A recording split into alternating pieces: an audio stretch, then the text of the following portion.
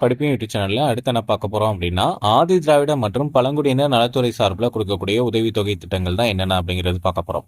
இந்த உதவித்தொகையை பொறுத்த வரைக்கும் 9 முதல் 10ஆம் வகுப்புகளில் மெட்ரிக் கல்வி உதவித்தொகை திட்டம் ஆண்டுக்கு வருமானம் 2.5 லட்சமா இருந்துச்சு அப்படின்னா அவங்களுக்கு வந்து உதவித்தொகை கொடுக்குறாங்க. சரிங்களா? இது ஒரு ஒரு வகையான உதவித்தொகை திட்டமா இருக்கு. அடுத்து துப்புரவு பணியில் ஈடுபடக்கூடிய பெற்றோரின் குழந்தைகள் 1 முதல் 10ஆம் வகுப்பு வரையிலாக படிச்சிருக்கவங்களுக்கு ஒரு உதவித்தொகை கொடுக்குறாங்க. அடுத்து பிந்தைய மெட்ரிக் உதவித்தொகை திட்டம் 2011 கொண்டு வரப்பட்டது. சிறப்பு போஸ்ட் மெட்ரிக் உதவித்தொகை திட்டம் வந்து கொண்டு வரப்பட்டிருக்கு. அடுத்து உயர்கல்வி சிறப்பு உதவித்தொகை திட்டமும் இருக்கு. முதுகலை மற்றும் ஆராய்ச்சி படிப்புகளுக்கான வெளிநாட்டு உதவித்தொகை திட்டமும் இதுல இருக்கு. மொழிநேர PhD உதவித்தொகை திட்டம் அறிஞர்களுக்காக கொடுக்கப்படுது. சரிங்களா? PhD படிக்கிறாங்க அப்படின்னா அவங்களுக்கும் உதவித்தொகை கொடுக்குறாங்க. இது எல்லாமே ஆதி திராவிட மற்றும் பழங்குடியினர் நலத்துறை சார்பில் கொடுக்கக்கூடிய உதவித்தொகை. SC ST மக்களுக்கு மட்டும்தான் இது கொடுக்குறாங்க. ஓகேங்களா?